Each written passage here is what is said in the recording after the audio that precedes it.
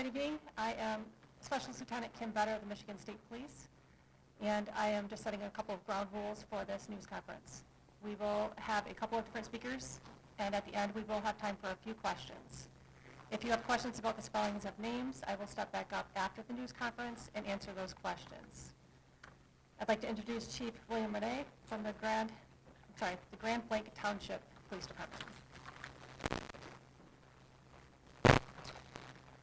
Thank you for joining us. As Lieutenant Vetter said, we will take a couple questions upon the conclusion of this press conference. With me here on the stage is Supervisor Scott Bennett, Fire Department Chief of Grand Blanc Township, Jamie Gent, DNR Chief Jason Haynes, FBI Acting Special Agent in Charge Reuben Coleman, and the ATF James Deere, who is the Special Agent for this area in Michigan. I have a couple updates for you. There is a couple additional bodies that we've discovered in the church. So that makes our total victim count up to 4 victims. As I said before, there has already been the suspect who is deceased as well. So we have 5 deceased persons from this tragic incident. Again, our thoughts and prayers go out to the victims of this incident. It's very tragic, and that's not what our community is. I'm confident that we're going to overcome this, as Grand Blanc always overcomes these type of incidents. I'd also like to acknowledge the heroism of not only the first responders, but the people who were inside that church at the time. They were shielding the children who were also present within the church. Hundreds of people just practicing their faith. Just extreme courage, bravery, and that's the type of community that we are. Law enforcement, again, we were on scene within 30 seconds from that original 911 call. Within 8 minutes, that suspect was neutralized in the back parking lot of the church by a DNR officer and a Grand Blanc Township officer. So where we're at right now, we're working tirelessly. We're working all night on this particular incident. We have questions, not only this community, but it's all throughout the United States. So we're working hand in hand with our federal partners. So I'd like to introduce FBI Agent Reuben Coleman to you, who he will give you an update on where he's at within the federal investigation. Sir.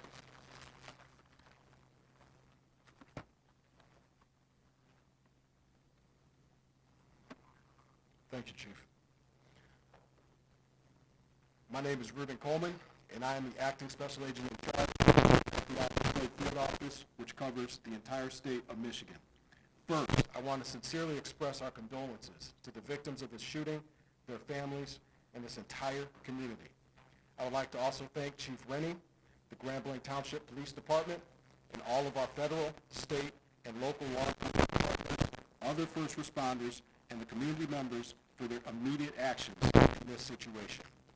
This act of violence has no place in our state or anywhere else in our country. The FBI is committed to continue finding out the facts, circumstances, and motives behind this tragedy.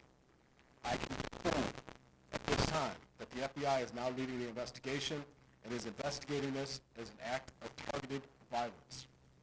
FBI crisis response teams, such as our evidence response teams, SWAT, Special Agent Bomb Technicians, victim specialists, were deployed to the scene. We also have special agents who are continuing to conduct interviews and intelligence and professional staff personnel providing research and analysis. I would like to thank them for their work on this case. We ask that members of the public share any information that would assist us in this investigation, and we encourage them to please report to the FBI at 1-800-CALL-FBI or tips.fbi.gov. Any piece of information could be crucial.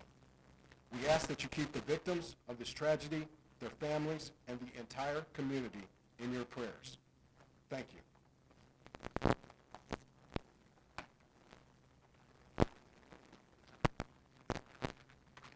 Thank you, sir. The Michigan State Police continues to respond to several locations throughout the community as we receive additional bomb threats at other locations. Please continue to stay vigilant, and if you see something suspicious, say something. Call the FBI tip line or call 911 to report suspicious activity. This incident is an active investigation. Investigators are tirelessly combing through evidence under difficult circumstances and working to identify each victim as quickly and accurately as possible. The Family Assistance Center will be open from 8 a.m. till 8 p.m. Monday and Tuesday at the Genesis Conference and Banquet Center at 805 Health Park Boulevard in Grand Blanc. If you are still looking for missing family members related to this incident, you may call 248-705-7352 for assistance. The FAC is available to everyone in the community, victims, family members of victims, and community members seeking support who just want to talk. Trained counselors and victim services will be on site. We do not need volunteer counselors at this time, and we are not accepting donations of goods at this time. Please continue to monitor the Grand Blanc Township Facebook page for the latest updates. Once verified donation centers are made public, we will put those on the Facebook page. Also, the next update will be provided, update time will be provided on that Facebook page. And we'll open up to questions this time. Chief, has the church been cleared bodies and if you could answer for me, please. So as I said, we're working around the clock now. So we're working tirelessly to find additional bodies. So to answer your question, the entire church has not been cleared because it's a total loss due to the fire. So these first responders right now, they're in recovery mode. They're trying to fight through all the debris from the fire. So no, we have not cleared the entire church just yet. No follow-up of the victims, the 4 days. Say the shot on the whole, how many died as a result of fire? I could say this, 2 have been shot as a result, have been shot, 2 of the deceased. Do you know how many people are unaccounted for? No, I don't know how many people are unaccounted for at this time. We do know that there are some that are unaccounted for. Can you start with about how the fire started at the church? I will leave that up to the ATF agent here.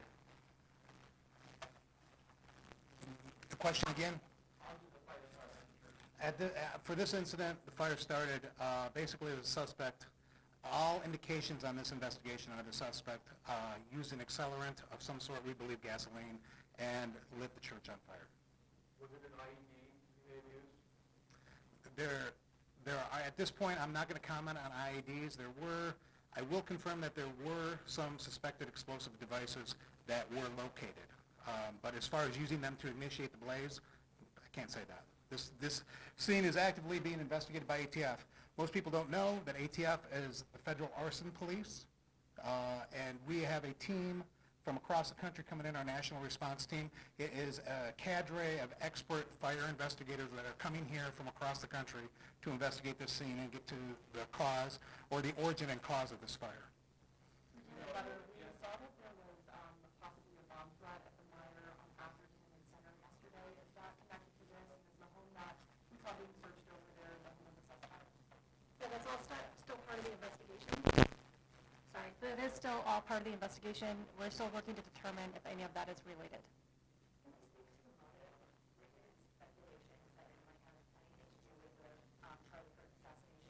That's exactly what it is, a speculation, and we won't come to those types of conclusions for some time.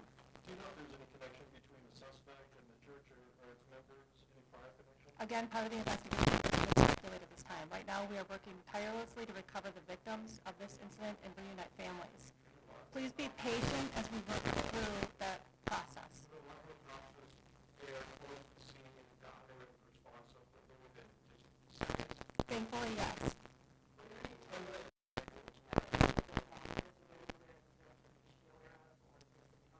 The community should remain vigilant, and anytime they see something suspicious, they should report it immediately.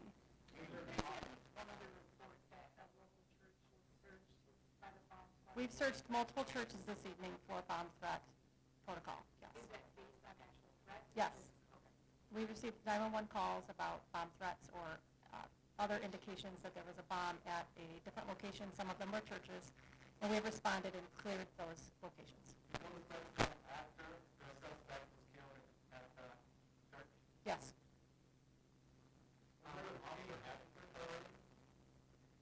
I think that's part of the investigation. Do you have a comment on that? Were those LDS churches where bomb threats were, or were those I can't, yeah, I can't answer that at this time. But. What else can you say about the suspect? You're not going to talk about it yet, but what else can you say? Anything about it at all? Right now, what we'd like to do is talk about the heroism that we saw today, the people who responded in such a valiant way to protect the others, both law enforcement, fire department, EMS.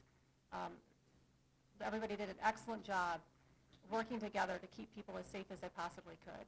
We stopped by Holy Family Catholic Church and there was plenty of police presence there. Is this at all connected to one of those bomb threats that you're mentioning? Is it potentially connected to the incident today at the LDS church?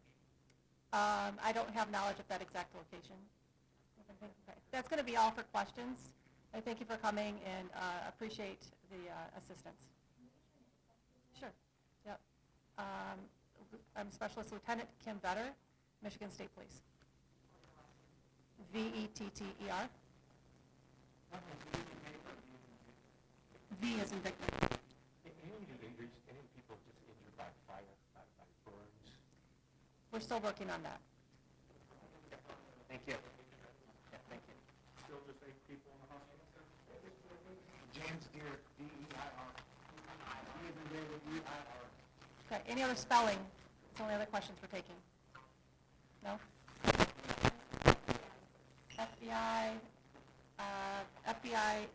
Acting Special Agent in Charge, Reuben, R-E-U-B-E-N, Coleman, C-O-L-E-M-A-N.